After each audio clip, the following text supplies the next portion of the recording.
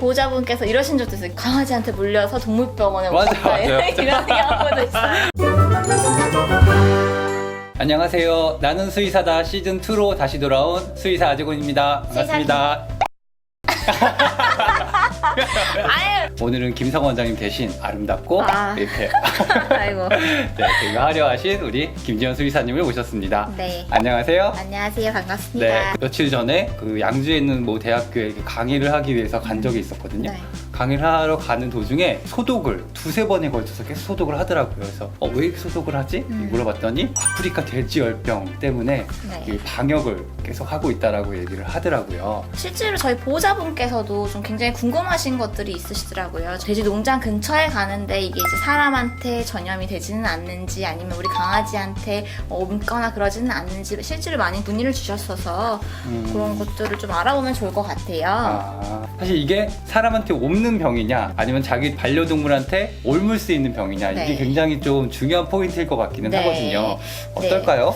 사실은 뭐 사르스나 메르스 등도 물론 동물은 달랐지만 동물에 의해서 사람한테 전염된 직례들이 보고되고 있어서 이것도 과연 그런 건지에 대해서 논의가 많은데 실제로 이 아프리카 돼지열병은 아직은 사람에게나 다른 동물에게 전염됐다는 보고는 되어 있지는 않아요. 네. 그러면 반려동물과 사람하고 같이 질환이 생길 수 있는 네. 그런 대표적인 질환들은 뭐가 있을까요? 그런 것들을 저희가 인수공통 전염병이라고 하는데 대표적인 질환으로는 뭐 광견병, 라임병, 그리고 최근에 가장 문제가 되고 있는 중증열성 혈소판 감소 증후군이라는 질병도 있죠.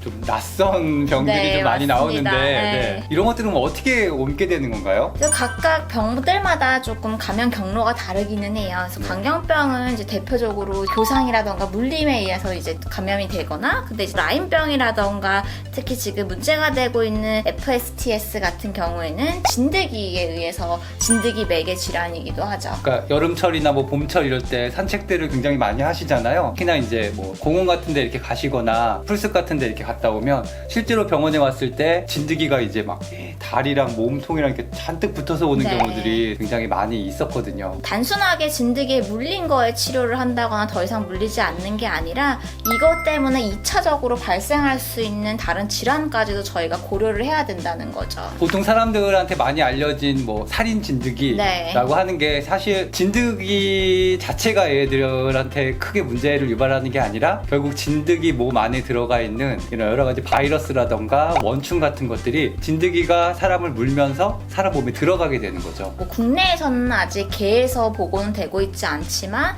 일본에서는 개한테서도 이제 감염이 발생한 경우가 보고되고 있고 다른 고양이들이라든가 모든 동물, 육식동물이나 다른 초식동물에게도 물론 감염이 가능하기 때문에 굉장히 무서운 질환인 것 같습니다. 그러면 우리 강아지나 우리 고양이가 진드기한테 물려서 우리 집안에 있으면 나한테도 위험할 수 있겠네요. 그렇죠. 그런 거 항상 조심해야 되는 부분이기는 하죠.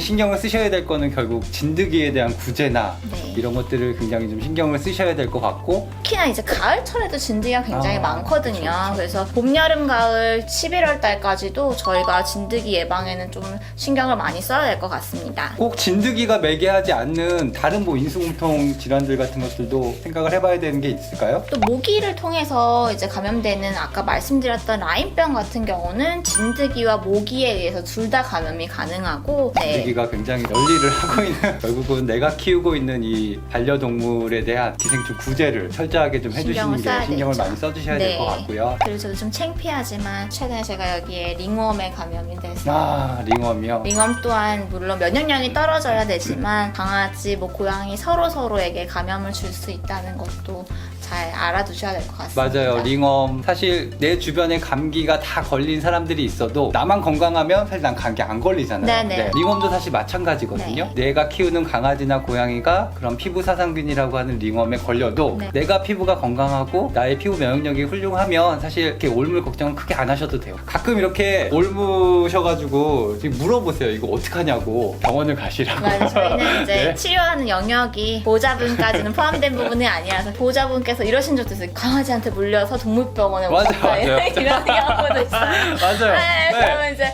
아 그러시면은 병원으로 가시라고. 맞아요. 네. 그런 거 굉장히 많아요. 네. 맞아요. 물론 어떻게 하냐고. 강아지 물렸으니 동물병원에 오셨다. 병원을 가셔야죠. 꼭 사람이 아프고 다치면 꼭 사람 병원을 네, 가셔야 될 것 같고요. 네. 인수공통하면 특히 임산부한테 제일 얘기가 많이 나오는 게 사실 톡소플라즈마인 것 같아요. 네, 맞아요. 저도 뭐 사실 여러 번 칼럼이나 이런 걸 통해서 톡소플라즈마에 대해서 계속 얘기를 해왔었는데 내가 임신을 했거나 아니면 고양이를 키우시는 지인이 임신을 하게 되면 꼭 여쭤보시더라고요. 네, 괜찮냐? 맞아요. 사실 제 와이프도 임신한 상황에서도 고양이 2마리를 계속 키우고 있었거든요. 네네. 네, 톡소플라즈마가 물론 유산을 유발을 할 수는 있지만 그 유발을 할 수 있는 그 확률이라는 게 너무나 낮기 때문에 네. 임산부가 만약에 톡소플라즈마에 감염이 돼서 유산을 하려면 네. 우연찮게 내가 임신을 했더니 얘가 톡소플라즈마에 바로 감염이 됐어. 네. 충란을 배설을 하던 시기가 감염되고 나서 2, 3주 정도 기간이거든요. 그 2, 3주 기간을 얘가 분변을 통해서 이제 충란을 배출을 하는데 임신하신 분이 변을 손으로 이렇게 집어서 쓰레기통에 버리고 이제 그 손으로. 씻지도 않고 음식을 이렇게 드셔야 감염이 될 수 있다는 네, 거거든요. 그렇다고 해도 무조건 100% 그쵸, 감염되는 것도 감염되는 아니죠. 것도 아니고요. 네. 그래서 그럴 수 있는 확률이 너무 낮고 너무 찝찝하다 그러면 분변은 남편 보고 치우시라고 하시면 됩니다. 그리고 네. 미리미리 준비를 하시기 전에 고양이들의 분변 검사라던가 이런 것들을 병원에서 받아보는 것도 예방할 수 있는 방법일 것 같습니다. 사실 엄밀하게 따지면 동물들을 통해서 사람이 감염이 되는 질환은 그렇게 많지는 않은 것 같아요. 특히나 이제 야생에 있는